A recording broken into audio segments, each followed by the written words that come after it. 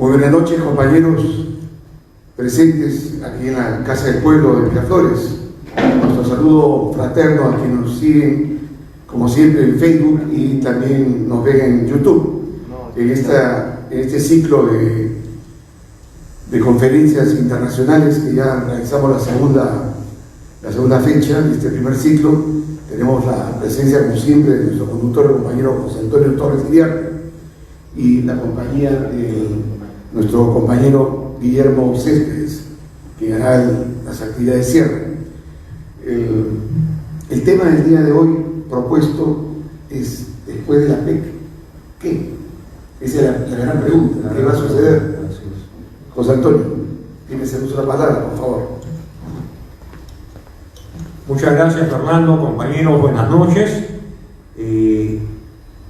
Propuse el tema porque considero que más allá de los actos protocolares y las relaciones políticas o comerciales o económicas que se están afianzando entre el Perú y el Asia-Pacífico y los miembros del foro Asia-Pacífico que ha estado reunido en Lima los 14, 15 y 16 de noviembre, se realizaban más sesiones bilaterales o visitas de Estado, ¿no?, como la del presidente de la República Popular China, o la visita de Estado del propio primer ministro de Japón, o el propio primer ministro de Corea del Sur. Y creo que más allá de todo y más allá de la política y el sesgo del actual gobierno y de la presidenta en ejercicio, creo que al país y al Perú como Estado y a la economía peruana en los próximos años le va a representar, va a ser en términos generales muy favorable un mayor relacionamiento con el Asia-Pacífico, y sobre todo la inauguración aparentemente simbólica del megapuerto de Chancay tiene o representa en mi concepto un hito en la economía nacional y un hito en las relaciones internacionales entre el Perú y los mercados del Asia. Hay varias lecturas que quiero compartir con ustedes esta noche, porque además, habiendo siempre leído a Ayer-Latorre y habiendo escuchado a Víctor Raúl Ayer-Latorre, que habló del antiimperialismo constructivo y la interdependencia en la etapa final de su vida con mayor énfasis que en los años de la fundación del APRA o la fundación del Partido Aprista, o los años de la persecución, o los años del 45 al 48, cuando recuperamos la libertad. Ayer-Latorre, cuando al final de su vida redacta a pedido de Juan Mejía Vaca el prólogo de las obras completas que se salieron a la venta en el año 77, cuando ya Víctor Raúl tenía 82 años y aún no se había convocado a elecciones para la Asamblea Constituyente. Ese prólogo breve, sucinto, que el propio Víctor Raúl señalaba que había sido solicitado por los editores de manera inesperada, pero Ayer-Latorre enfatiza ciertos temas, ¿no? Explica cómo la reforma universitaria, por ejemplo, de Córdoba, o la reforma universitaria del Perú, o la que se desarrolló en otras partes de América Latina, no tuvo raíces marxistas. Tampoco la Revolución Mexicana tuvo raíces marxistas. Y que el APRA fundada simbólicamente un 7 de mayo de 1924 en la Ciudad de México, desde su inicio tuvo claro el propósito de unir los pueblos de América Latina, de forjar estados antiimperialistas, de hablar de integración económica y política, pero de una lucha antiimperialista constructiva, bajo la premisa que el imperialismo en América Latina y el Perú era la primera fase del capitalismo, no era la fase superior de la que habló Lenin para la Unión Soviética, para lo que era Rusia zarista en esos años, o de la que hablaron otros estudiosos del marxismo a inicio del siglo XX. De tal modo que Ayer-Latorre, desde el inicio de la fundación del partido y cuando viaja a Rusia en 1924, porque no hay que olvidar que Víctor Raúl sale al destierro en octubre del 23, cumpliendo un mandato arbitrario del gobierno de Augusto B. Leguía, va a Panamá, luego se desplaza a Centroamérica, se desplaza a México, trabaja con Vasconcelos, conoce de cerca el proceso revolucionario mexicano y luego consigue una credencial que lo acredita como vocero de los estudiantes del Perú y viaja a la Rusia revolucionaria y tiene un contacto con los líderes de la revolución en momentos que ya se había producido un quiebre, porque había fallecido Lenin en 1924, Víctor Raúl llega un tiempo después, pero su aprendizaje,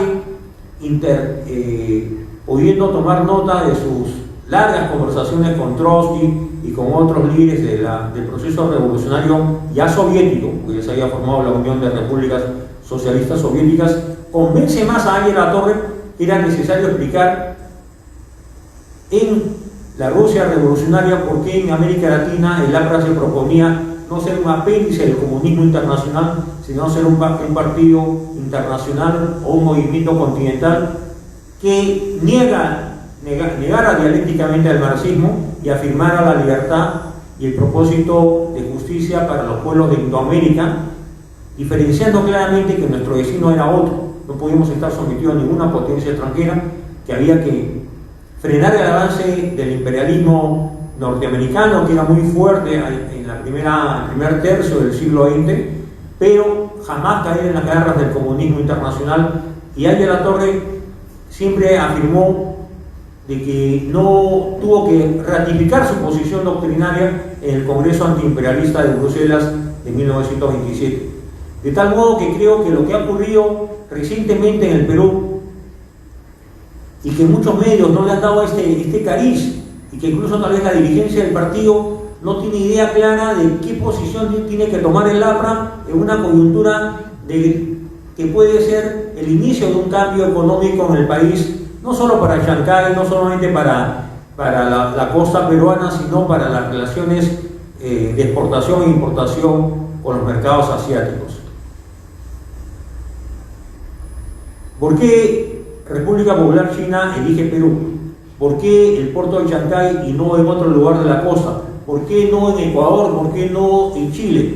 ¿Por qué hoy Perú, a los ojos de los analistas económicos y estudiosos de geopolítica latinoamericana, se dice que tiene un enorme potencial para crecer en los próximos 10 y 20 años, y que este hub portuario que unido al Callao, al puerto del Callao, al nuevo aeropuerto internacional Jorge Chávez, va a dinamizar la economía de esa zona del país, va a tener un efecto multiplicador para la agroexportación, para el traslado de minerales y metales a los mercados asiáticos? Las relaciones no solamente son con la República China, son con el mundo del Asia. Ahí destaca Japón, Corea del Sur, Malasia, Tailandia, ¿no? Taiwán incluso. Y no hay que olvidar que cuando hablamos de APEC no estamos hablando de gobiernos, estamos hablando de economías, porque en APEC, a diferencia de otros foros, se reúnen economías como la de Brunei, o economías como la de Taiwán, o como la de Hong Kong. Hong Kong es parte del territorio de la República Popular China, pero goza de cierta autonomía, porque habiendo sido colonia británica, tiene un tratamiento excepcional durante 50 años que vencen todavía en las próximas décadas. Y en el caso de Taiwán, es un territorio que la República China reclama como propio, que se ha propuesto tarde o temprano anexarlo a su territorio continental, y ese es un tema que está enfrentando a Occidente y a Estados Unidos en particular con el gigante del Asia, la República China. Pero en todo caso, APEC tiene esta forma diferente, no se firman declaraciones, se toman acuerdos. Es un trabajo muy fuerte, muy intenso a nivel ministerial, a nivel empresarial, y definitivamente si en el 2008 con el presidente García, en el 2016 con el presidente Kuczynski y ahora con la señora Boluarte, el Perú, más allá de cualquier mezquindad, está demostrando que es un país con una mirada abierta a la economía internacional. Y ese es un punto que el propio Víctor Raúl resaltó siempre, ¿no? Ángel Latorre habló de la bipolaridad y habló del riesgo de una guerra nuclear y la desaparición de la humanidad, y dijo que ya la violencia no era la partera de la historia, pues ante una inminente guerra mundial podía ser el fin y la desaparición de la especie humana. Ángel Latorre siempre fue un pacifista, pero Ángel Latorre tuvo claro que ser revolucionario en América Latina no podía ser anticapitalista, y si era antiimperialista tenía que ser un antiimperialista constructivo, no negacionista, no obstruccionista, no contrario a la inversión extranjera y a la llegada de capitales y tecnología foránea. Pero para eso, ayer la Torre hablaba siempre del Estado antiimperialista, del Frente Único de Clases, del Frente Único de Trabajadores Manuales e Intelectuales, de la democracia social, de tener en el Parlamento el primer poder del Estado y fortalecer la democracia de partidos. Nunca ayer la Torre pretendió que el APRA sea un partido único y exclusivo y excluyente. Por el contrario, siempre celebró que había otras fuerzas políticas en el país que se organizaran con propósitos de participar en la vida política nacional. Entonces, compañeros, en la parte introductoria quiero que quede claro, y es bueno que lo repitamos: el APRA es antiimperialista, sí, seguimos siendo antiimperialistas, pero constructivos. Creemos en la interdependencia como una contradicción o negación a la famosa teoría de la dependencia, de la que tanto se habló en los años 60, 70, con Faleto, con Teotonio dos Santos, con Fernando Enrique Cardoso, ¿no? Con los teóricos de la teoría de la dependencia, que hablaban de que América Latina giraba en torno al gran poder imperial, internacional o mundial. En esos años no se hablaba de la globalización de mercados o no se había producido la revolución tecnológica en los últimos 20 o 30 años. Y había dos grandes bloques. Entonces, ahí la Torre, que aún estaba liderando el APRA en los años 60, 70, eran los años de Velasco Alvarado, más de una vez explicó que un aprista no podía seguir ni abrazar la teoría de la dependencia, que nuestra teoría era la teoría de la interdependencia. Y hay una línea o un párrafo final en el prólogo que esta tarde repasé, el prólogo de las obras completas, donde dice Víctor Raúl: ningún país subdesarrollado alcanzará el desarrollo sin la ayuda económica y tecnológica de los países desarrollados. Ciertamente, para una generación que repetía las frases de Marx, de Lenin, de Mao en las universidades, esto parecía una renuncia, una claudicación de un líder como Ayer la Torre. Pero Ayer la Torre nunca fue un demagogo, nunca fue una persona que aduló al pueblo y engañó al pueblo o sedujo al pueblo con mentiras o con falsedades. Siempre habló con la verdad y siempre hizo el mayor esfuerzo por educar al pueblo, más allá de las simpatías políticas. Por eso, en un primer momento, quienes han podido leer mi última columna publicada en el reporte del día domingo, bajo el título Antiimperialismo constructivo e interdependencia, creo que esa columna puede dar pie a que se haga un trabajo a nivel de las bases del partido y a nivel de la opinión pública, para que, con miras a un próximo proceso electoral, el APRA siempre explicar al pueblo del Perú que la economía de hoy exige pragmatismo, realismo, pero también responsabilidad, y que tampoco podemos ceder soberanía ni territorio ni ser sumisos a una potencia extranjera. Cuando el APRA insurge, se habló de que el APRA solamente hablaba del antiimperialismo yanqui y se había olvidado del antiimperialismo británico o el imperialismo inglés, que tenía territorios incluso en América Latina. Eso no era cierto. Por eso el APRA luego habló de acción contra todo el imperialismo, ¿no? Acción contra todo imperialismo, sea el inglés o sea el norteamericano o lo que apareció años después, ¿no? La voracidad del imperialismo soviético, que tenía ya que había tomado Cuba como parte casi de su territorio y había convertido Cuba como un punto de apoyo para el establecimiento de misiles con ánimo de determinado momento afectar el territorio norteamericano. La crisis de los misiles en el año 62, una crisis que se desató y puso en vilo a la humanidad durante varias semanas. Eran los años del presidente Kennedy, ¿no? Entonces, sintámonos orgullosos que la línea aprista está vigente hoy más que nunca, cuando en el Perú se habla del Foro Asia-Pacífico.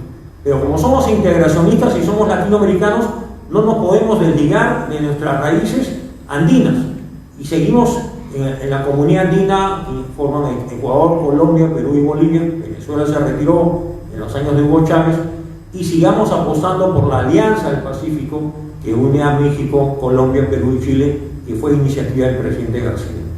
De tal modo, compañeros, que estos preceptos fundamentales del aprismo hay que explicarlos y hay que entender que para una economía como la nuestra, solamente para que tengamos una idea general, cuando el presidente García gobernó del 85 al 90, nuestras exportaciones no llegaban a 5.000 millones de dólares. No llegamos a 5.000 millones de dólares. Y cuando se hablaba de la tesis de la deuda externa, no pagar más del 10% del valor de las exportaciones, estamos hablando de una deuda a pagar por año de solo 500 millones de dólares. Esas cifras han sido largamente rebasadas. El Perú ahora tiene cerca de 70.000 millones de dólares en reservas internacionales. Estamos exportando a los mercados internacionales más de 70.000 millones de dólares anuales. Tenemos una balanza comercial positiva. Seguimos creciendo a tasas que bordean el 3%, lo que no es suficiente, compañeros, porque es necesario crecer a no menos del 6% para poder crecer y a la vez reducir pobreza. Y ahí viene un poco el ejemplo de una república como China. Y me voy a permitir tocar el tema cómo China cambió radicalmente luego de la muerte de Mao Zedong. Mao Zedong recibe en el año 72 a Nixon y a Kissinger. Estaba aún en el poder Mao Zedong, que muere el año 76. Pero los líderes del Partido Comunista, Deng Xiaoping en particular, que era de un ala reformista, luego de la muerte de Mao Zedong hay casi una guerra civil al interior de la República China y del Partido Comunista Chino con otro sector liderado por la viuda de Mao Zedong, que creía en la revolución cultural, que creía en el estatismo, el colectivismo, que todos vistan igual, que todos usen bicicleta, que la ración de arroz llegue a todo el pueblo chino, un país más o menos homogéneo. Esa era la visión de Mao y era la visión de su viuda, ¿no? Sin embargo, la posición reformista primó y ellos reformaron económicamente China sin dejar de ser comunistas. Siguen siendo comunistas. Hoy mismo están realizando un evento en la República China donde están participando partidos de América Latina de la CELAC, ¿no?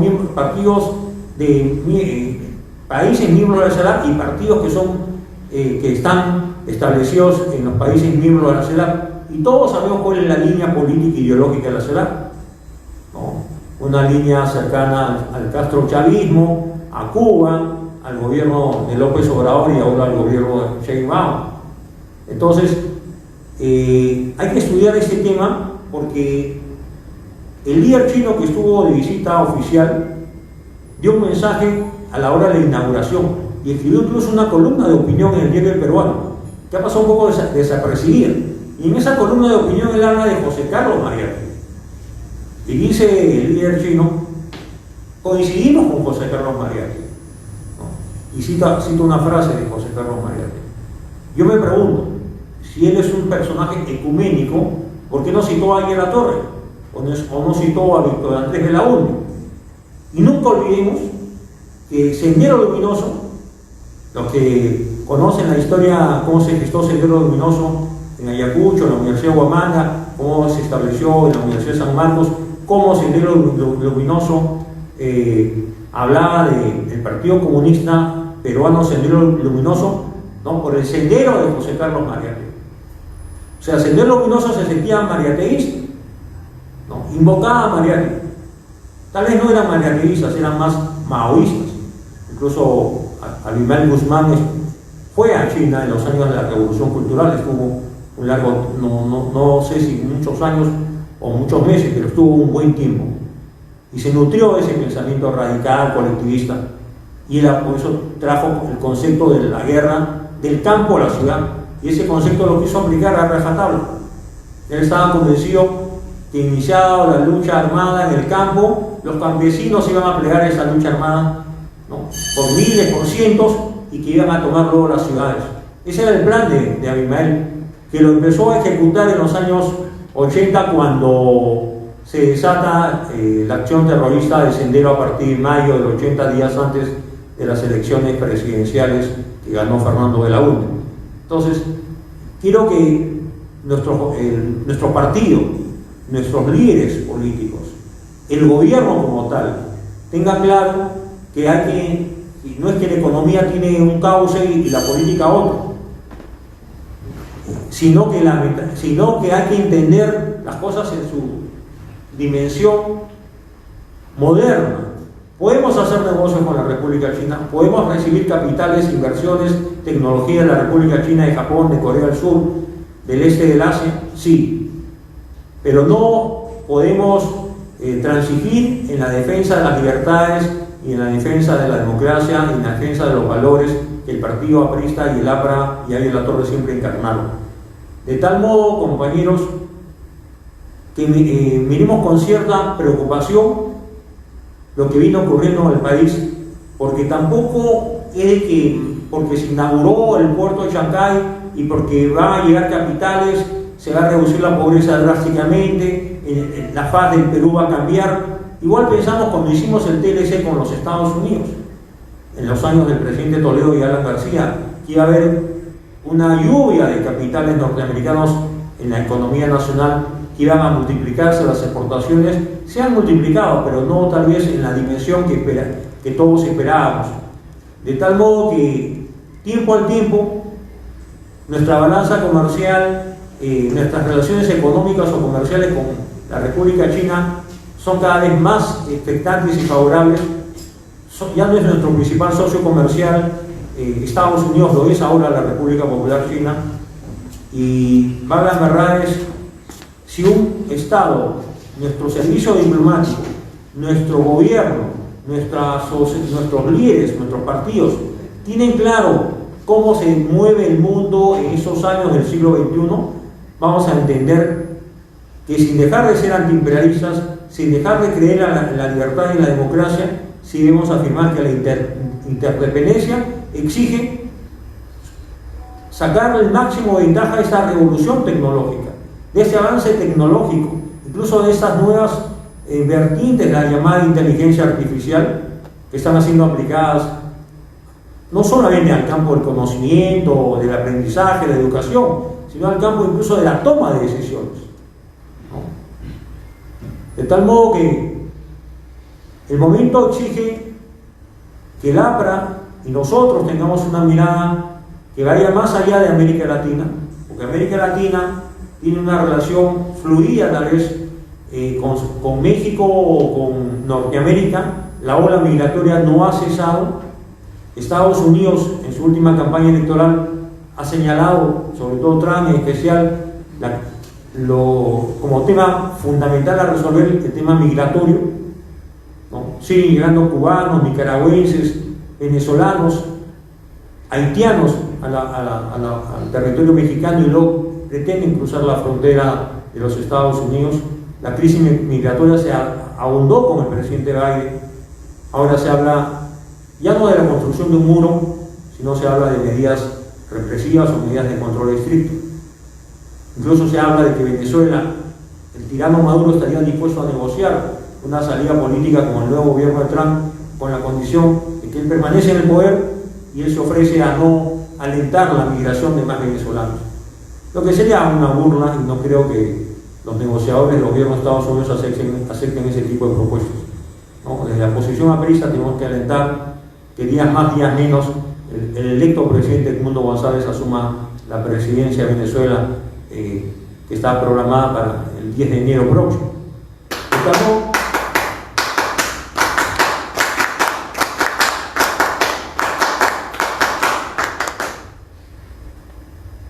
De tal modo, compañeros, que nuestra mirada debe ser internacional, integracionista, latinoamericana, sí. Creemos en la Alianza del Pacífico con mayor razón, porque el presidente García, en la fase final de su gobierno, alentó la formación de esta Alianza del Pacífico para contradecir y oponerse a la corriente castrochavista que estaba alentando Hugo Chávez en particular, y no dejar de pertenecer a la comunidad andina.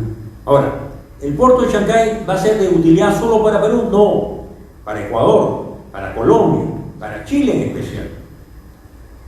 ¿Perú debe solamente tratar con la República China? No, podemos tratar con otros inversionistas. Hay una inversión de gran importancia al sur del Perú, el llamado puerto de Coria, en Arequipa, que se habla del interés del Reino Unido, interés de los Estados Unidos en invertir sumas importantes para poner en marcha ese puerto. El Perú tiene un gran déficit portuario todavía. Tenemos un gran déficit en carreteras, en caminos. Nos faltan vías férreas. Estamos muy rezagados. Ni siquiera tenemos varias líneas del metro a nivel de Lima metropolitana. Parece que tenemos una ciudad con más de 10 millones de habitantes. Entonces necesitamos tecnología, necesitamos capitales nacionales e internacionales. El Estado debe ser debe fomentar la inversión y debe tratar de destrabarse las regulaciones excesivas que se han dado en sectores como energía, minas y en otros ámbitos económicos. Hoy día leía con interés una editorial del portal El Montonero que hablaba de Michiquillay y hablaba del cinturón de cobre en Cajamarca. Y yo recordaba cómo la pareja presidencial, Ollanta Humala, Nadine Heredia, que ahora están en problemas judiciales muy serios, seguramente van a ser sentenciados en los próximos meses, hicieron lo imposible desde el inicio del gobierno del presidente Humala para bloquear la inversión y el proyecto de Conga. ¿No? Se hablaba de Conga va, Conga no va, ¿no? Agua sí, minería no. Y ahí están las consecuencias. Recursos naturales no aprovechados, inversión retraída, Conga que no se realizó, Tía María que no se realiza, y nadie puede asegurar, compañeros, que los minerales y metales que ahora son parte de nuestra oferta exportable van a seguir vigentes a lo largo del siglo XXI. La tecnología va a gran velocidad.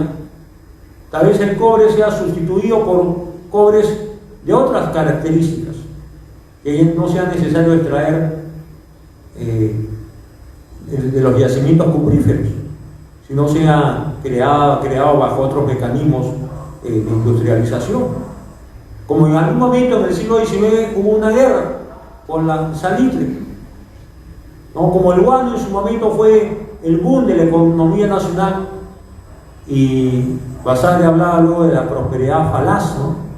Nos sentimos dueños del mundo, nuestra oligarquía se sentía dueña del mundo, vivía como si fueran parisinos, importaban todo y vivían a lo grande, y luego el guano ya no se convirtió en fertilizante, perdió valor como fertilizante en los mercados internacionales, y luego lo propio pasó con el salitre. Nada garantiza que nuestros recursos cupríferos o recursos en otros minerales puedan ser válidos a lo largo de este siglo que está todavía en su etapa inicial. Por eso creo que el papel rector del APRA, el papel rector de un partido histórico, el papel rector de un partido con una militancia numerosa, pero que a veces está anclado en el pasado, porque uno de los déficits que tenemos es superar el pasado, compañeros. Podemos hablar de historia y de ideología y de doctrina y sentirnos orgullosos de nuestro aporte al pensamiento político latinoamericano. Pero estoy seguro que si Aya Latorre hoy pudiera opinar, reafirmaría sus tesis primigenias del antiimperialismo constructivo, la interdependencia y la necesidad de saber tratar con el capital extranjero y la forja del Estado antiimperialista, como él lo llamó. Ahora, América Latina está envuelta en debates ideológicos, a veces inútiles.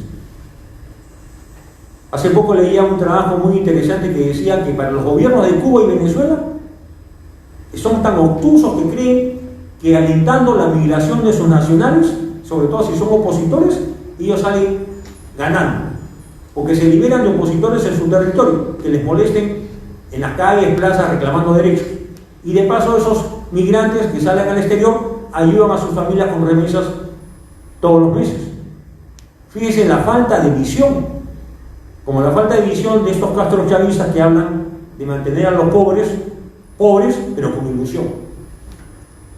Creo que la gran tarea del APRA es aumentar el número de miembros de la clase media, de hacer de la clase media una clase media instruida, educada y con sentimiento de país, de nación y con mirada de futuro.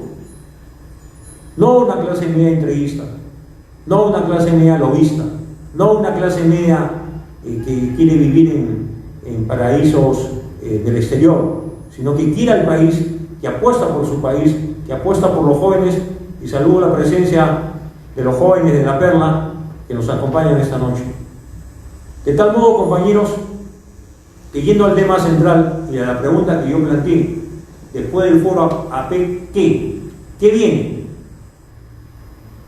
Estamos en medio del inicio, casi al inicio de una campaña electoral. Y estamos en una encrucijada porque el número de partidos, después de la reforma política que alentó Martín Vizcarra, de la mano del estudioso, politólogo, entre comillas, Fernando Tuesta Soledilla, ha generado que hayan más partidos, casi 40 partidos ya inscritos y otros por inscribirse. Yo creo que esto responde a un complot. La izquierda caviar quiere fraccionar al electorado, quiere crear bolsones de electores.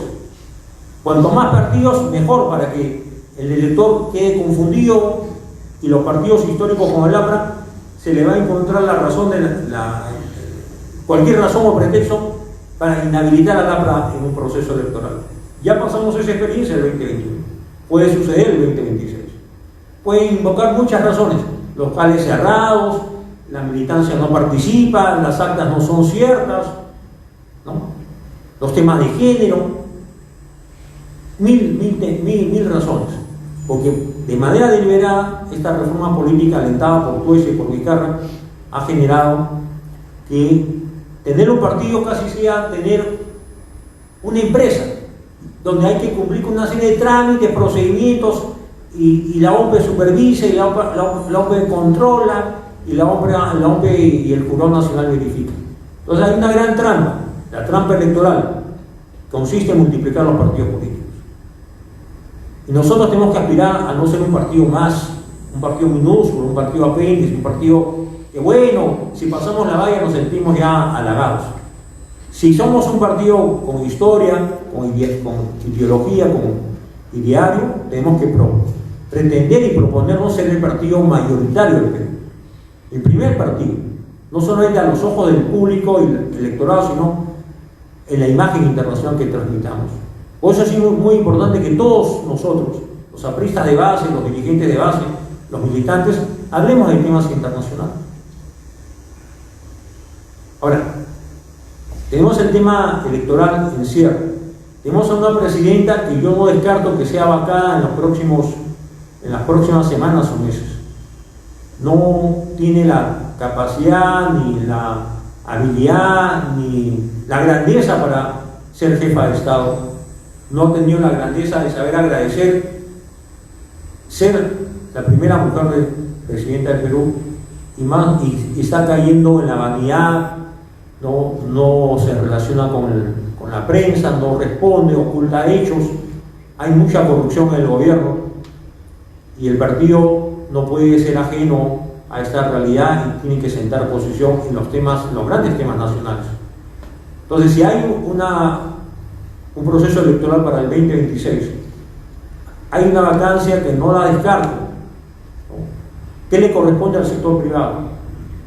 Que además fue desairado porque a la presidenta lo esperaba en Cali, ¿no? Hace unos días, para la clausura en Arequipa y no asistió. Creo que el sector privado necesita líderes que sepan algo de política. Muy pocos empresarios o líderes empresariales dan declaraciones, o hacen docencia, o dan conferencias, o dan entrevistas, o participan de actividades académicas. Y ese es el drama del sector empresarial, que no tiene una mirada nacional, una mirada de largo plazo, no milita en partidos, y si ayuda a los partidos, los ayuda a cambio de favores o de servicios que van a ser entregados cuando ese partido esté en el gobierno. Hay un déficit en ese sentido. Y la llamada sociedad civil, que se supone que está en manos de las ONGs, las fundaciones, las instituciones privadas dedicadas a la academia, a la docencia, lamentablemente tiene un sesgo ideológico muy marcado. En los Estados Unidos se ha notado mucho en la última campaña, el debate entre Trump y Kamala Harris, entre el Partido Demócrata y los republicanos. Se ha ideologizado demasiado el debate, más allá de lo razonable, y este globalismo, ¿no?, avasallador, como yo lo llamo, financiado por los magnates de la globalización y la Agenda 2030, está teniendo cada vez más influencia en la toma de decisiones de los gobiernos. A mí me preocupa mucho esto, porque no podemos ceder como como apristas, espacio ante los caviares, y no podemos ceder ante los comunistas o caviares los espacios políticos que nos corresponden. Por eso es necesario multiplicar el debate político e ideológico. Si alguien puede debatir con un comunista y un caviar, es un aprista. Si alguien tiene el deber de hacerlo, somos nosotros. Si nosotros estamos preparados, no seamos ajenos a estas posibilidades. Insistamos en capacitar a nuestros jóvenes, a nuestros estudiantes, a nuestros cuadros.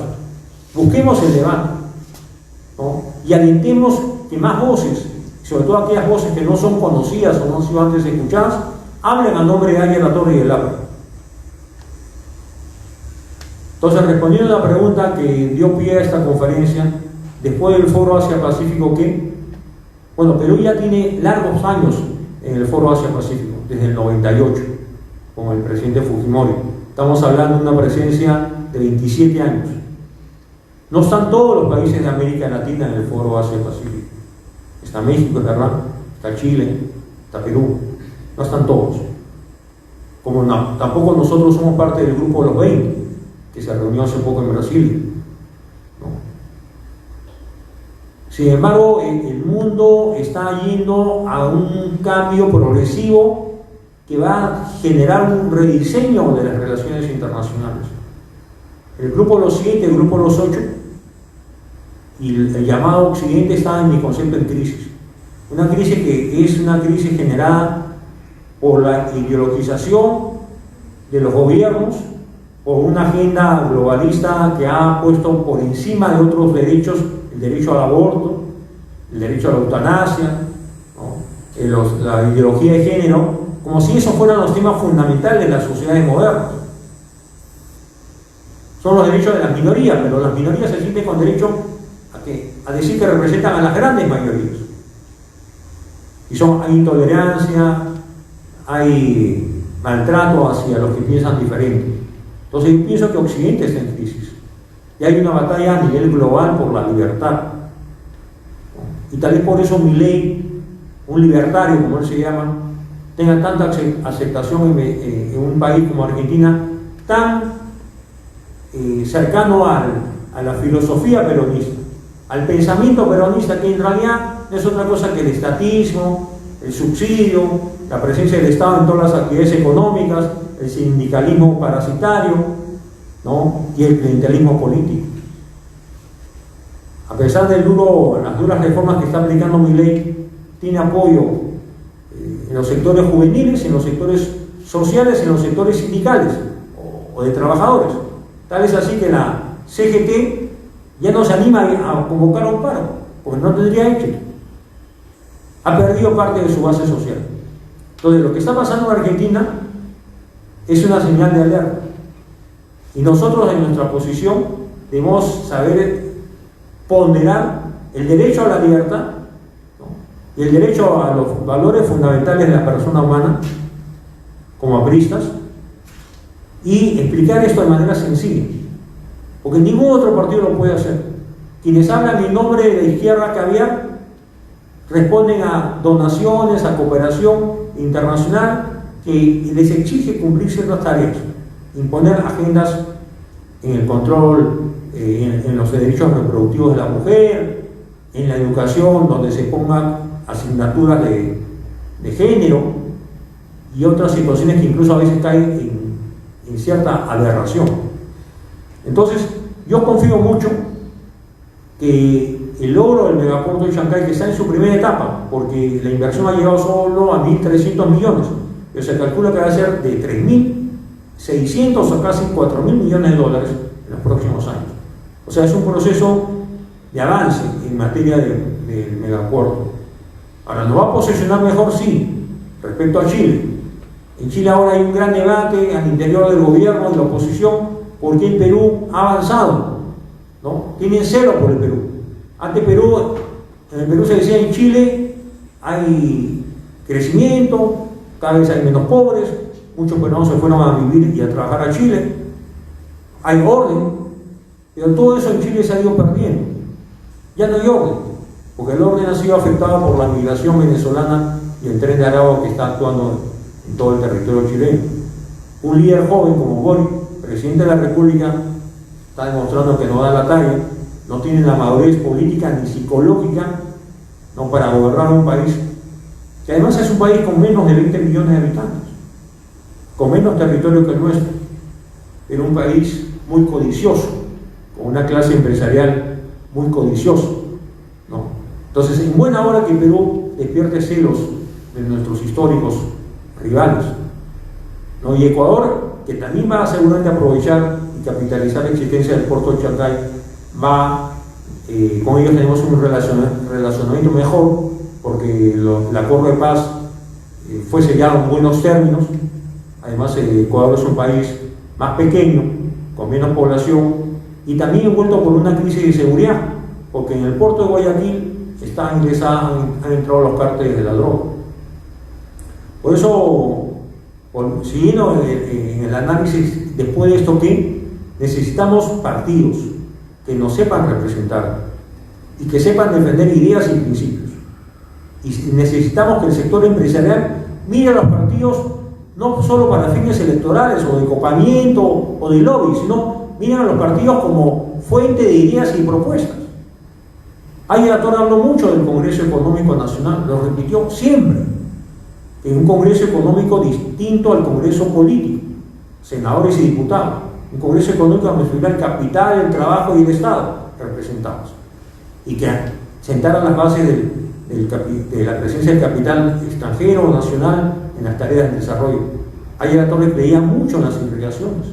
Decía que el tema del Perú no era el tema de la tierra, el tema del Perú era la falta de agua en la costa.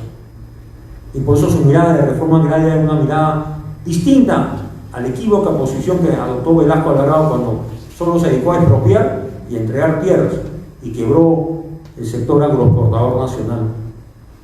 De tal modo que hagamos de esto, del megapuerto y del Foro Asia-Pacífico, unas semanas después de haberse llevado a cabo, una gran oportunidad. Las oportunidades no se presentan siempre. La economía y la vida y la política nos da ciertas oportunidades. Y creo que es el deber del APRA liderar y explicar que este megapuerto en su primera etapa, con el aeropuerto Jorge Chávez, con una red de ferroviaria desde una Tumbes con Tacna, con irrigaciones en la costa norte, irrigaciones al sur, con el puerto de Coria, son las grandes obras que el Perú necesita. Alentar la minería, la inversión, la exploración en el sector minero, ¿no? Y tenemos que combatir, y eso es algo que está afectando mucho a la economía, Fernando, que son las narraciones y los relatos. Los caviares se han especializado en narrarnos historias, ¿no?, en contarnos relatos, en decirnos no, el hombre del Ande necesita tener su ganado, sus tierras, y no tiene por qué ceder espacio a la presencia de la actividad minera. Y por eso que se alienta la minería ilegal, sabiendo que la minería ilegal daña zonas protegidas del medio ambiente, Tambopata, en Madre de Dios y otras zonas del país, sabiendo que la minería ilegal usa mano de obra de menores de edad, sabiendo que la minería ilegal alienta la prostitución infantil, sabiendo que la minería ilegal no paga impuestos, sabiendo que la minería ilegal genera caos, desorden y financia partidos políticos violentistas.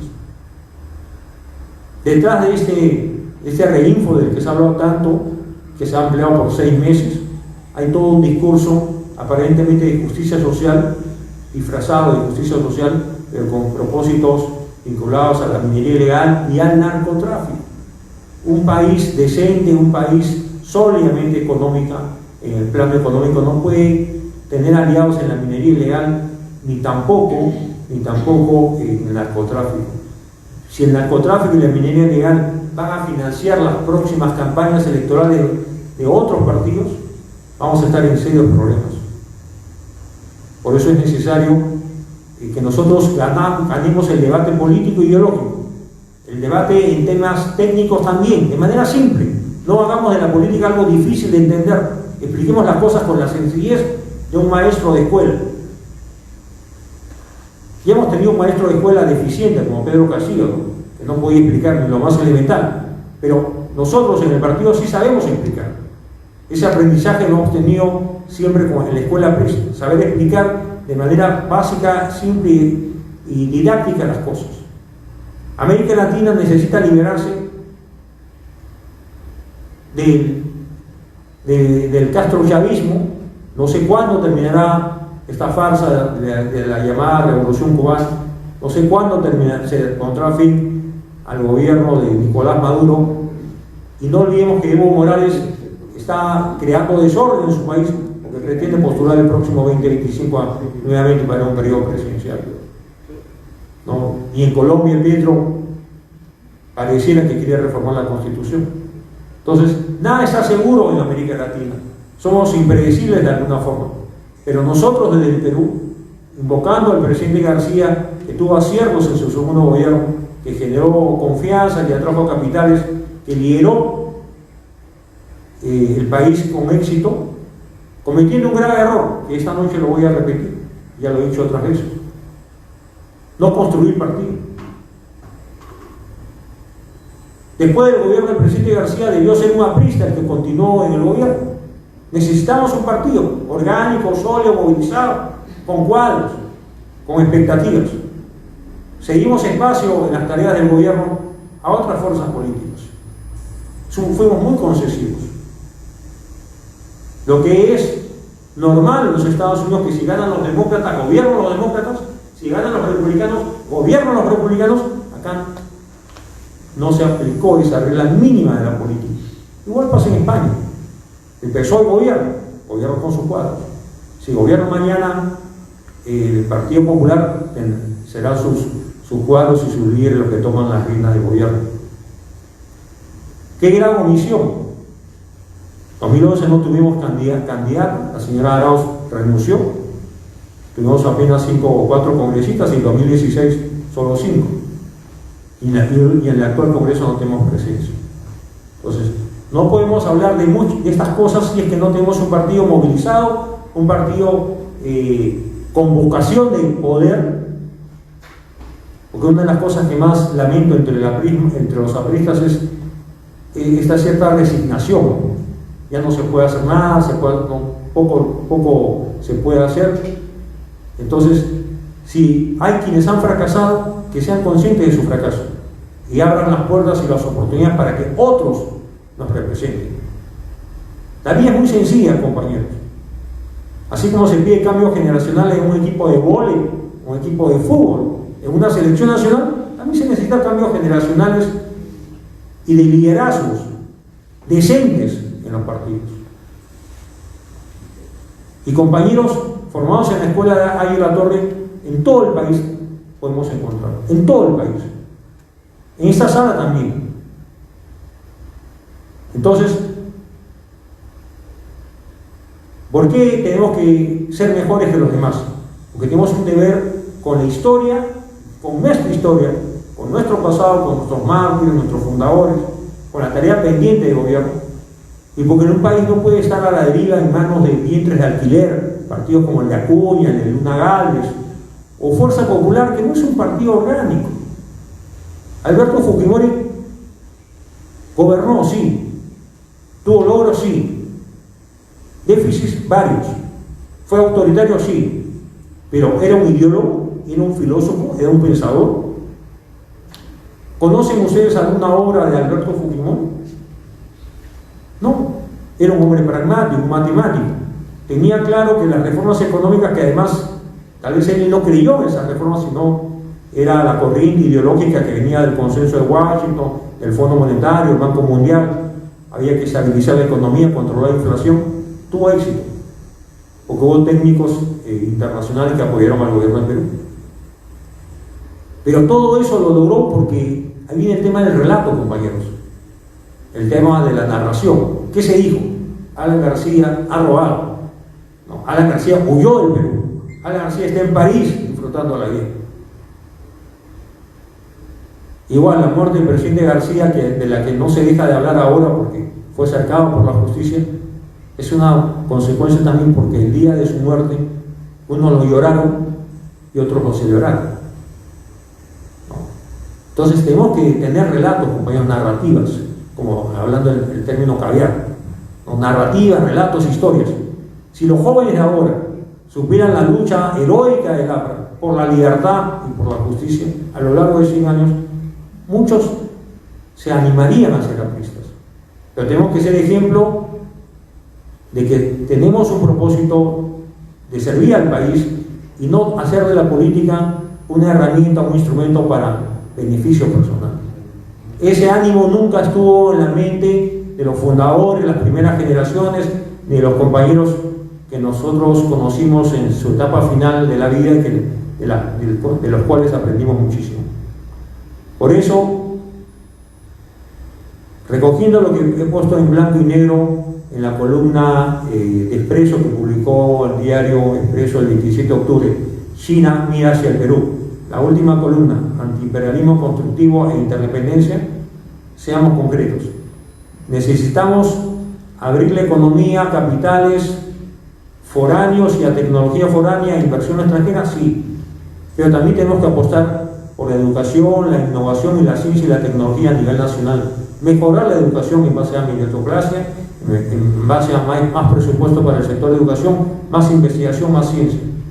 China no hubiera logrado lo que ha logrado en 40, 45 años si no hubiera mandado a estudiar a sus mejores jóvenes a universidades europeas y norteamericanas. ¿Cómo explicar que un país con extrema pobreza en 80-90% de su población en los años fines de los 70 haya logrado ser ahora un país con más de 800 millones de miembros de clase media, con una tecnología de punta y compite en los mercados internacionales con los Estados Unidos y con los europeos? Ha invertido mucho en ciencia, mucho en tecnología, mucho en educación. Es verdad, las cosas se hacen más fáciles porque hay un partido único. En China no hay democracia, no hay libertad, no hay sindicatos, no hay prensa libre, no hay elecciones, no hay alternancia en el poder. Y por eso, recogiendo lo que dije al inicio de esta presentación, seamos cuidadosos. El líder chino ha venido y ha escrito una columna en el diario peruano y evoca a José Carlos Mariano. Pudo haber evocado a Ariel La Torre. Es que su entorno tiene una mirada maoísta. Serán pragmáticos en economía y abiertos a los negocios y a la exportación de sus mercancías y a presencia en otras latitudes. China está invirtiendo muchísimos, compañeros, en África, en infraestructura en toda África, cosa que no han sido capaces de hacer los franceses o los ingleses, que han tenido colonias por largos años en territorio africano. China tiene en mente la ruta de la seda. China mira a América Latina y apoya a Cuba con algunos recursos. Le ha exigido al gobierno cubano reformas económicas, pero los castristas son tan obtusos que no quieren reformar nada. Siguen con su estatismo sesentero fracasado, con apagones, sin agua, sin luz, ¿no? Pasando pobreza extrema. Y Venezuela, que es un poco ha tratado de imitar las políticas cubanas. Y también China apoya financieramente a Venezuela. Le ha comprado petróleo anticipadamente y le ha pagado anticipadamente. Entonces, y China tiene presencia en Bolivia, ¿no? Entonces, no estamos ante un país generoso, dadivoso, buena gente, no. Estamos ante un gobierno de un país, un estado y un partido que tiene un planeamiento y tiene una mirada a largo plazo. Desplazar a Estados Unidos a nivel internacional, ser la primera economía del mundo. Se habla de los BRICS también ahora, ¿no? Brasil, Rusia, China, la India, Sudáfrica. Ahora los BRICS se han ampliado con otros países, con Egipto o Emiratos Árabes. Incluso Maduro pensó que a Venezuela iba a ser incorporado. Finalmente no. Brasil vetó la presencia de Venezuela en los BRICS. Maduro viajó hasta Kazán, en Rusia, en un vuelo con más de 100 miembros en su delegación, y llegó a Caracas con las manos vacías. Casi es un paria en términos políticos internacionalmente Nicolás Maduro. Ahí están los BRICS, ¿no? Ahí están los BRICS. y está el Grupo Los 20, el Grupo Los 7, y está el Foro Asia-Pacífico, donde no se puede decir que todas son democracias. No todos los gobiernos o las economías miembros del Asia-Pacífico, del Foro APEC, son países democráticos o economías donde prima la democracia. No. ¿Será Japón? Sí, una democracia constitucional. ¿No? Hoy día hay un cierre del Congreso del Parlamento en Corea del Sur. Vietnam gobierna el Partido Comunista. ¿No? China es partido único. En el caso de Taiwán es pro-occidental, pro-Estados Unidos. ¿No? Hong Kong, que era territorio británico hasta el año 1997, ahora goza de ciertas libertades, pero siempre hay represión a los ciudadanos de Hong Kong, y muchos están migrando a otras partes del mundo por falta de confianza en el régimen político de la República China. Entonces hay que tener una mirada diversa, compañeros, una mirada abierta. Sigamos estudiando ahí la torre, sigamos perseverando en nuestros grandes principios, creamos en la Unión Continental en libertad. Ahí la torre nunca transigió con la tiranía de Cuba, ni estuvo de acuerdo con el régimen castrista, fue muy crítico, como incluso fue crítico, o en todo caso escéptico, del gobierno de Salvador Allende y la Unidad Popular entre los años 70 y 73. Como se dice, ayer la torre murió en su ley, creyendo en los grandes principios que él levantó y forjó, y rectificándose muchas veces. Por eso esta noche agradezco a nuestro compañero y fraterno amigo Fernando Lindo la oportunidad de haber conversado con ustedes. Por supuesto que puedo atender las preguntas que considere necesario en los próximos minutos. Muchas gracias, compañero. Muchas gracias, doctor. Y con todo el panorama internacional que nos ha presentado. Guillermo, ¿tienes unas palabras? Sí, muchas gracias, compañero. Muy buenas noches con todos. Las observaciones que ha hecho el compañero Torres Iriarte son muy precisas. Para empezar, la necesidad de un Congreso Económico Nacional es algo que no dentro del partido no solamente no lo ven, sino que hasta pareciera que de plano no lo quieren, porque ven dentro de la discusión temores, reticencias, que en estos momentos previos al año electoral que se viene es toda una tontería, porque los otros partidos sí van a tener propuestas en el ámbito económico y van a ser muy probablemente propuestas clientelares, ¿no? Van a responder a sus intereses propios.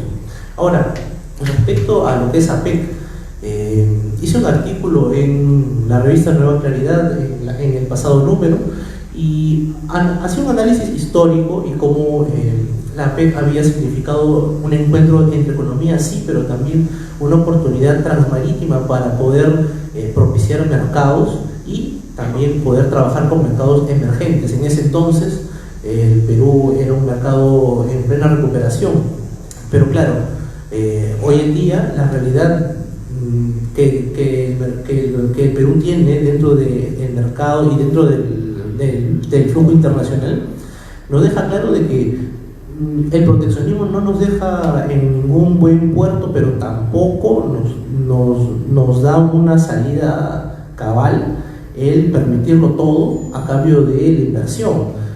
No hemos tenido la entereza ni tampoco el manejo político para poder defender los intereses del Estado, del pueblo peruano, y lo vemos en el puerto de Chancay. Las concesiones que se han hecho para el tema puerto, por ejemplo, no han pasado ni siquiera por una discusión entre técnicos, ha sido una decisión a gabinete cerrado prácticamente. Eso, ¿qué genera? Pues mañana más tarde, imagínense, ¿qué le podemos decir si China necesita reparar un barco militar suyo en el puerto de Chancay? No tenemos una voz fuerte y clara para hacer respetar nuestra soberanía. Ahora, hay algo cierto, la economía, esto ya lo había dicho el compañero presidente Alan García en su momento, ¿no?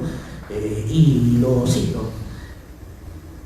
pueden convertir al Perú en una nación refugio para el capital internacional. Vaticinó también que en muy pocos años la próspera nación vecina de Chile se convertiría en el verdadero puente entre los países entre Asia y Sudamérica en cuanto a la exportación del cobre y la importación de tecnologías. Pero más importante, En ese entonces el presidente García dijo, además, estamos trabajando en una gran carretera transversal que unirá Brasil con el Perú, que comunicará el área amazónica con el Pacífico. Y así lo tenemos hoy en día. Entonces, en su momento se le criticó mucho al gobierno aprista por las cercanías con la economía china. Decía, pero ¿cómo te vas a acercar a ellos si tú sabes que ellos son tal por cual? Pero no entienden que la necesidad, como decía el compañero, tenemos que releer a Víctor Raúl y entender que nosotros no podemos negarnos a la inversión extranjera, sino que tenemos que ser inteligentes respecto a eso y usar las tecnologías que nos llegan para poder propiciar el desarrollo de la clase media, de los más necesitados y por sobre todo de aquellos que aún siguen esperando un cambio social. Entonces, la PEC ha sido una oportunidad única, como en su momento lo fue en el 2008, pero claro, la diferencia es que en el 2008 estaba un gobierno aprista cabal y consciente de las necesidades del mercado y hoy en día tenemos un mercado de piloto automático. En la PEC en Lima del 2008 se hicieron propuestas y se invitó a las economías a apostar por ciertos procesos, ciertos protocolos correspondidos por el Estado y por una economía sólida. Hoy en día, si bien seguimos siendo sólidos económicamente, pero no hemos tenido una propuesta, nos hemos limitado a extender la mano, a aceptar lo que China nos ha ofrecido y en base a eso esperar a que otros apuesten. Y bueno, Estados Unidos ha dicho, ¿no?, que le preocupaba el tema de China y cómo está bien ingresando y que posiblemente quería, pero no ha habido una solicitud de, mira, tenemos este proyecto, este trabajo y queremos que tú inviertas en esto, porque el pueblo peruano lo quiere y porque la comunidad política y económica lo hemos decidido. Hemos soltado el timón y es algo que dentro del partido también se ha hecho. No estamos correspondiendo al debate ni ideológico, ni económico y por último, y más grave, ni político, ¿no? Hoy en día pasa cualquier cosa en Palacio y todos miran por otro lado. Entonces, la necesidad es esa, por sobre todo, entender de que las oportunidades como estas van a haber otras, pero no se puede esperar y patear todo hacia adelante. La necesidad es clara, el partido tiene que ponerse los pantalones y decidir de una vez por todas cuál va a ser su futuro próximo propio y luego qué planteamiento tiene para con la ciudadanía. Muchas gracias por escucharme. ¿Alguien tiene una pregunta para el compañero? Compañero Abraham Rodríguez, adelante. Bueno, yo no tengo preguntas, sino solamente quisiera hacer algunas precisiones, ¿no? Cuando se habla del marxismo al comienzo, ahí en la torre se declara marxista. Lo que pasa es que no se declara comunista, nunca fue comunista, pero él se fue marxista porque él muy claro señala que así como Hegel superó a Heráclito, ¿no? Marx superó a Hegel y el aprismo superará al marxismo. Como sucede, porque el pensamiento de la torre de resto es una creación, tiempo, espacio histórico, el Frente Único, el Congreso Económico, son así, pueblo continente, son conceptos nuevos del aprismo que además no son aislados, están relacionados. Cuando uno habla de pueblo continente tiene que pensar inmediatamente pues en el antiimperialismo aprista y previamente en la unión de todos los países de Indoamérica, ¿no? En lo que él formó la Internacional Aprista, que es la internacional de todos los partidos apristas de América Latina. Eso solamente señalar eso. Después también me he preguntado, digo, se dice que en el Perú el capitalismo no es la fase superior, el imperialismo de acá no es la fase superior del capitalismo, sino es la primera, esa es nuestra posición. Lenin dice el imperialismo es la fase superior del capitalismo. Y yo ahora me pregunto y digo, ¿la globalización será la la etapa superior del imperialismo? Podría ser, ¿no? Y además sobre eso hay varias cosas que he pensado y le he dado vuelta, porque la teoría de los monopolios como la pieza clave para definir al imperialismo se mantienen, pero podríamos decir que obviamente solapan, ¿no? La globalización, la mundialización y todo eso está funcionando, aunque no perfectamente, porque donde falla es lo más grave. La globalización, repito,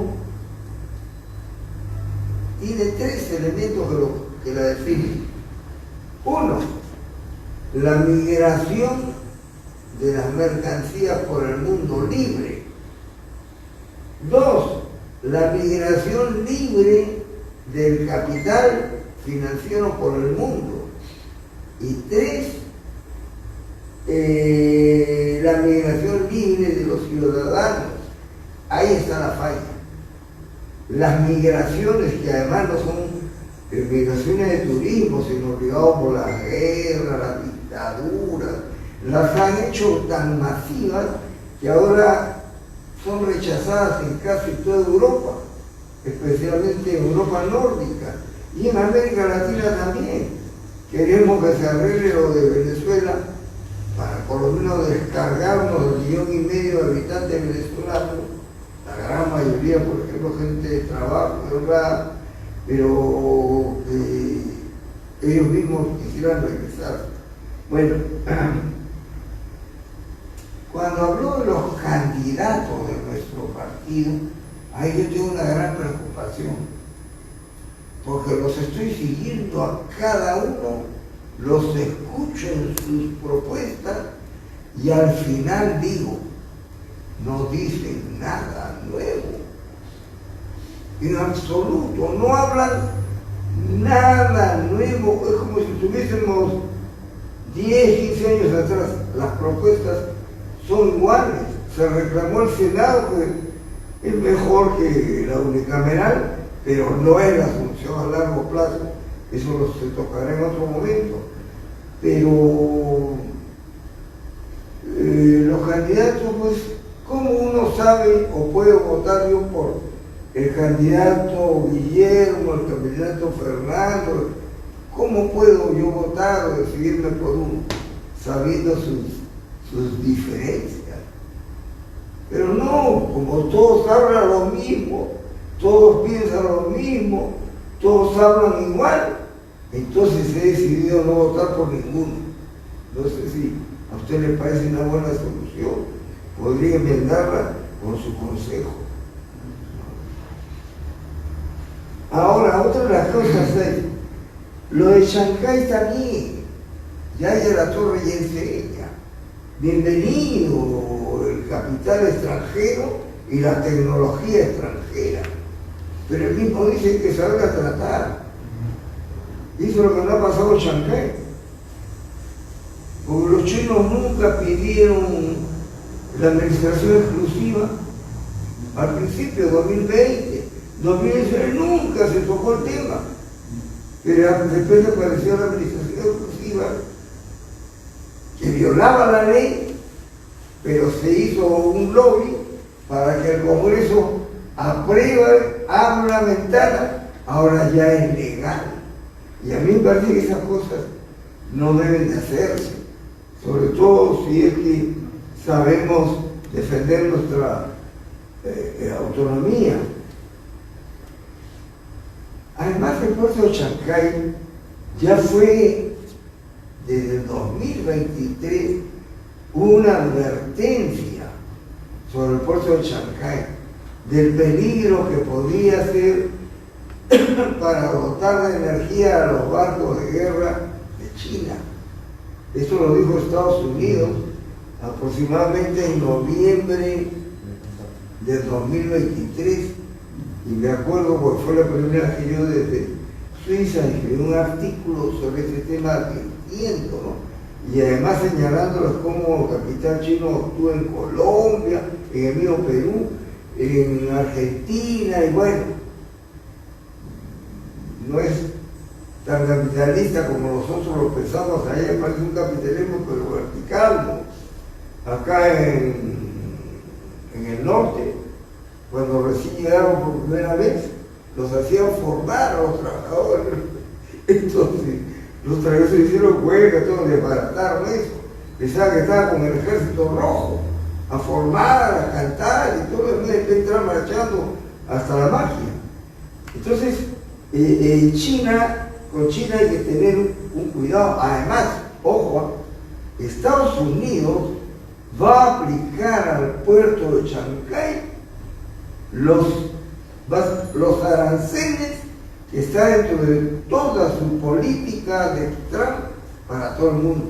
Va a aplicarlo acá y en esos momentos, pues, el gobierno, los capitalistas que tienen que hacer esto, estarán haciendo gestiones para ver qué pasa, porque eso es como hacerle una herida en pleno nacimiento de Chancay. Pero ya lo habían advertido, los norteamericanos lo habían advertido respecto a OCDE, que podría de repente no entrar, respecto al Fondo Monetario Internacional.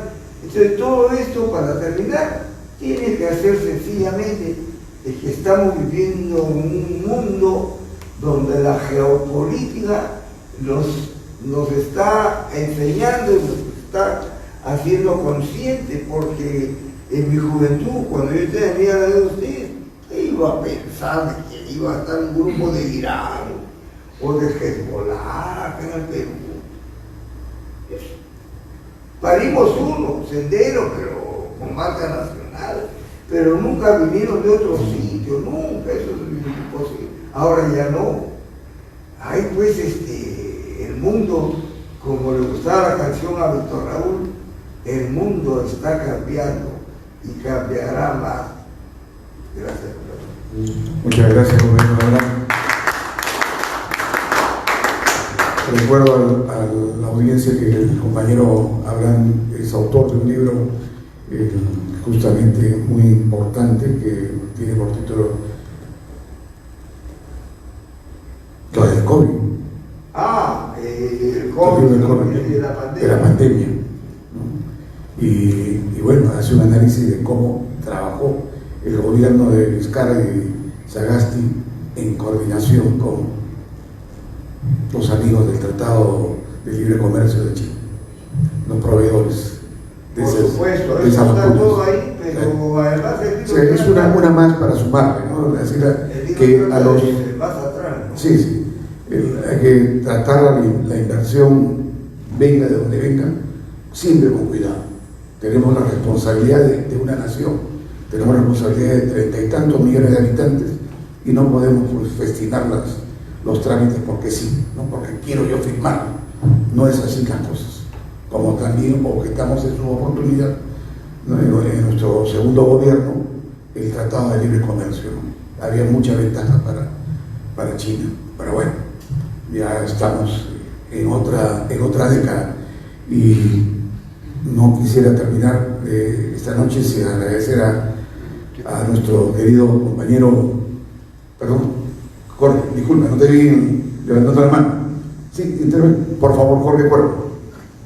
Sí, la verdad que el tema que planteó José Antonio es muy sugestivo, un poco en la perspectiva de las tareas que sean. Hoy día tuve oportunidad de asistir a un evento que organizó la Comisión Parlamentaria de Seguimiento a la Alianza del Pacífico.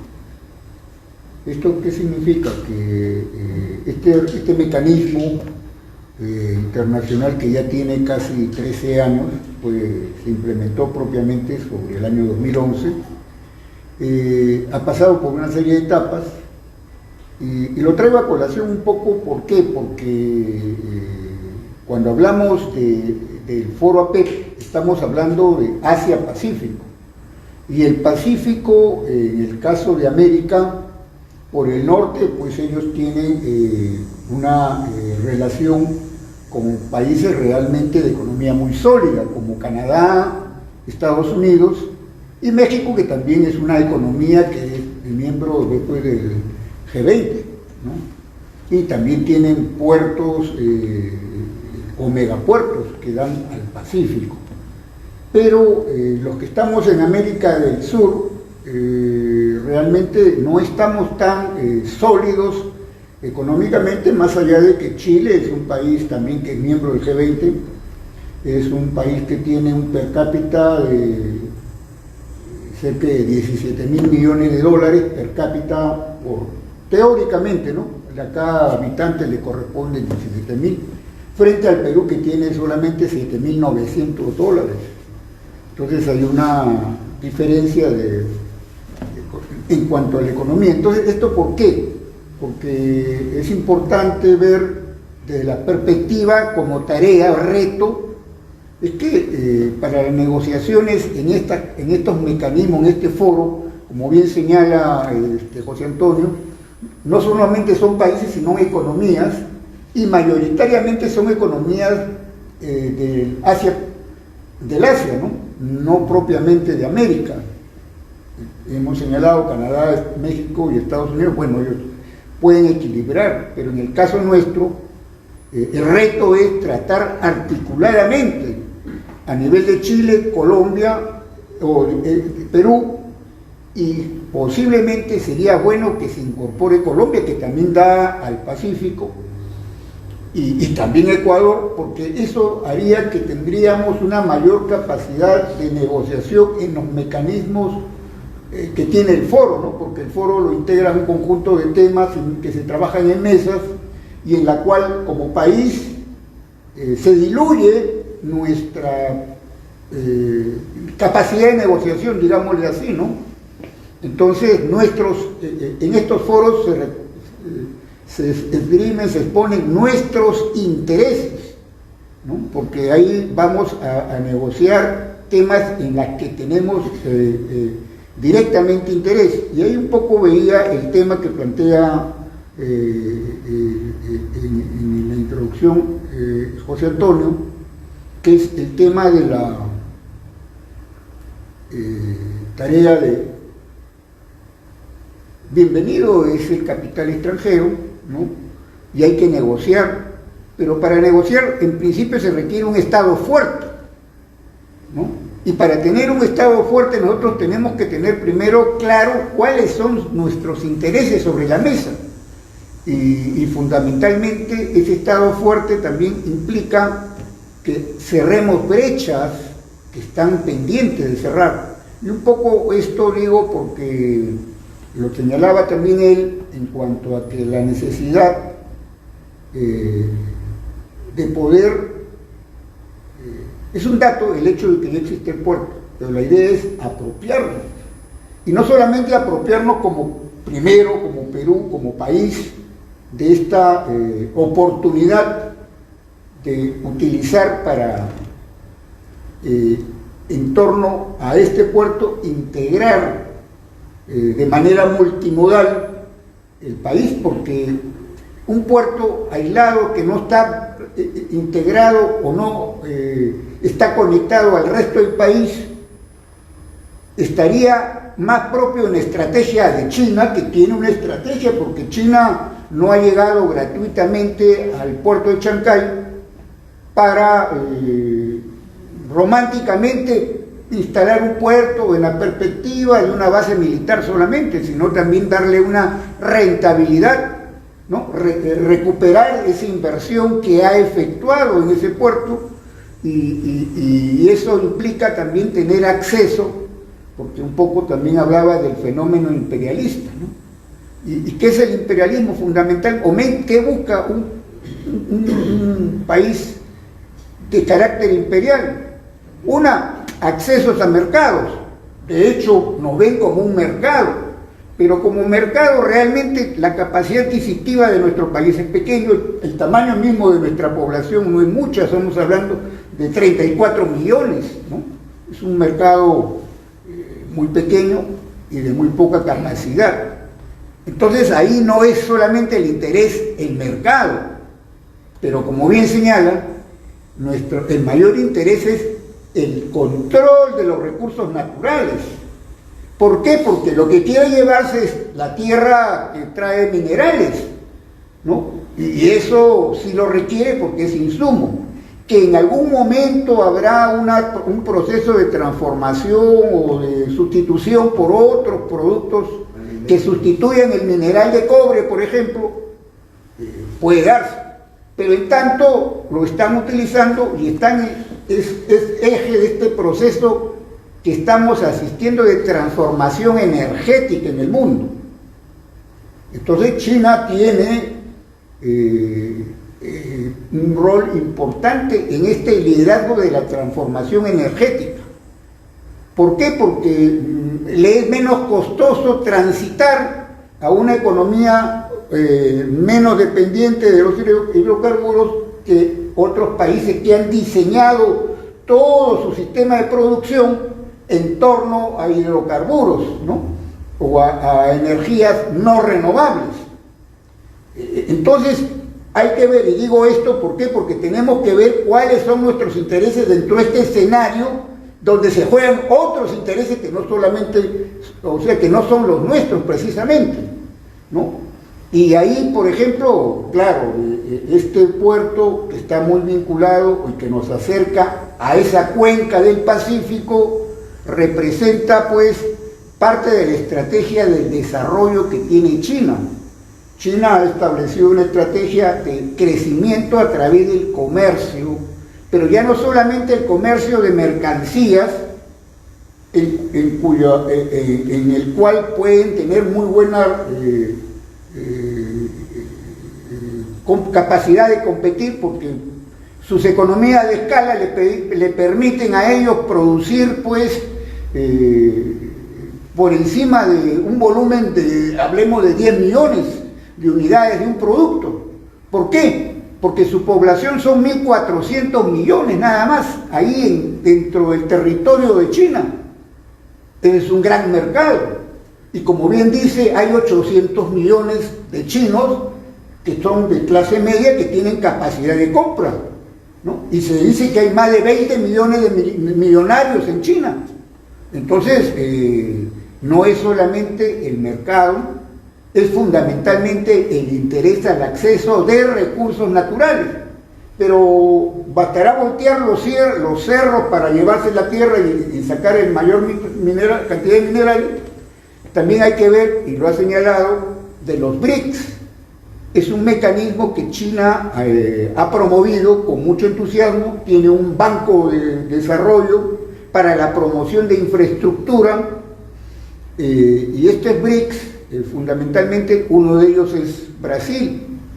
Y Brasil es una de las 20 economías, pero es la 7ª economía del mundo, ¿no? O sea, tenemos como vecino a un país que tiene 8 millones de kilómetros cuadrados, y es la 7ª economía en el mundo, y bien decía ella cuando establece el proceso de integración como estrategia en la lucha contra el fenómeno imperialista. La integración económica tiene un sentido geopolítico, llamémosle así, ¿no? Porque es una manera de poder integrar a los países desunidos de América del Sur, ¿no? Para poder incorporarse a esa sociedad mundial y fundamentalmente hablar de tú a tú, como decía, con el imperialismo yanqui o con nuestros hermanos del pueblo de países de Estados Unidos, ¿no? Y de América del Norte, fundamentalmente de Estados Unidos y Canadá. Entonces, dentro de ese concepto, la realidad es que nosotros tenemos que considerar que hay, y decía ella, rescatar en la tesis que menciona también José Antonio, del Congreso Antiimperialista de Bruselas. Aya planteó la tesis de los 4 sectores.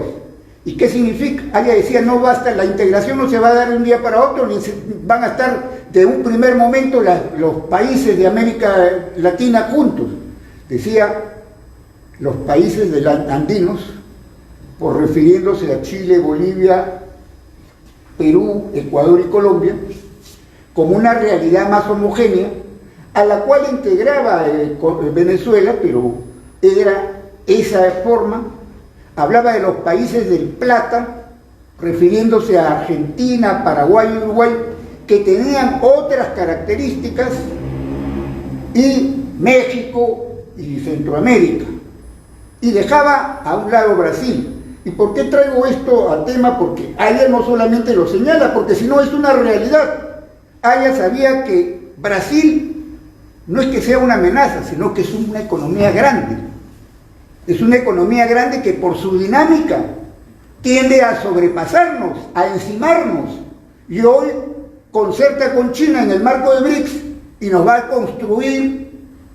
Primero ya nos impuso una interoceánica que la han mencionado. ¿Por qué? Porque Brasil quería sacar parte de sus productos hacia el Pacífico usando esa interoceánica, que no era una prioridad en el desarrollo de nuestro país. ¿Por qué? Porque actualmente la interoceánica mueve anualmente 50 millones de dólares y costó más de 2.000 millones de dólares. ¿Cuál es la tasa de retorno? ¿Cuánto tiempo vamos a demorar con ese nivel de movimiento económico que se da a través de la carretera para recuperar la inversión que se ha hecho? Entonces habían inversiones prioritarias que nos iban a recuperarse más rápidamente y que iban a dinamizar más rápidamente la economía del país. Esa es la observación que se hizo en su momento a esa interoceánica. Pero hoy estamos hablando de la presencia, porque se dice y lo hacen comentarios almirantes como Gianpietri que sale en Escribe, ¿no? Dicen, aplauden la pretensión de China de construir un ferrocarril que una Brasil con el puerto de Chancay, que costaría 76.000 millones de dólares y que el Perú tendría que avalar para que se construya ese monstruo. ¿Por qué? Ciertamente eso es para trasladar mercadería o la oferta exportable del Perú hacia la cuenca del Pacífico, o es el interés de China de acceder a la gran producción, porque Brasil tiene una extensión inmensa de territorio dedicada a la producción agrícola, dentro de ellos la soya, que la requieren, y carnes, que requiere China, y que necesita sacarlo por este puerto, pues. Y entonces dice, ¿no?